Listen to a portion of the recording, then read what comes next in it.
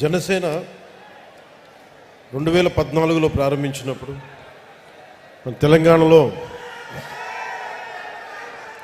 అంటే పోరాటాల గడ్డ తెలంగాణ. అలాంటి పోరాటాల గడ్డలో తెలంగాణలో ప్రారంభించాం. ఆంధ్రప్రదేశ్లో నిలదొక్కున్నాం. ఈరోజు మహారాష్ట్ర నుంచి, కర్ణాటక నుంచి,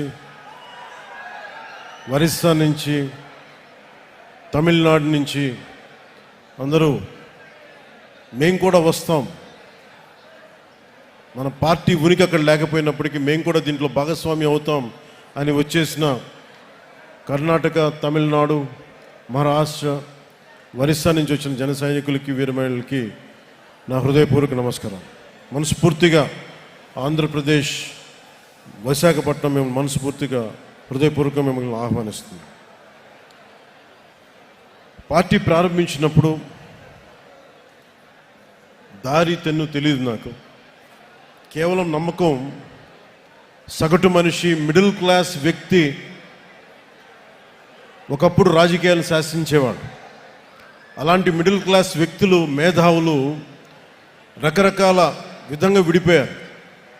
సమస్య వచ్చినప్పుడు ప్రతి ఒక్కళ్ళు వాళ్ళదైన పర్స్పెక్టివ్ తోటి, వాళ్ళదైన దృక్పథంతో ఉండే పరిస్థితుల్లో నాకు అనిపించింది సగటు మనిషి మాట్లాడే కోపం ఎలా ఉంటుంది, ఆవేదన ఎలా ఉంటుంది, వీటి నుంచి పుట్టింది జనసేన. సరిగ్గా వచ్చే సంవత్సరం 26 మార్చి 14కి ఒక పుష్కర కాలం అవుతుందంటే 12 సంవత్సరాలు. ఈ దశాబ్ద కాలం నిజంగా చెప్పాలి నాకు తెలియలా. నా పిల్లలు పెద్దోళ్ళు అయిపోయారు. ఒకప్పుడు నేను వాళ్ళని ఎత్తుకునే స్థాయిలో ఉండే వాళ్ళు ఇప్పుడు నన్ను వాళ్ళు ఎత్తుకునే స్థాయిలో హైట్లు అయిపోయారు అందరూ. అంటే ఇవన్నీ నాకు తెలియకుండా, అంటే నాకు ఎంతసేపు బాధ్యతల్ని మోయటంలో నా కుటుంబాన్ని కూడా మర్చిపోయాను. కుటుంబాన్ని కూడా చెప్పాలంటే ఒకలాగా విస్మరించాను. సినిమాలో దృష్టి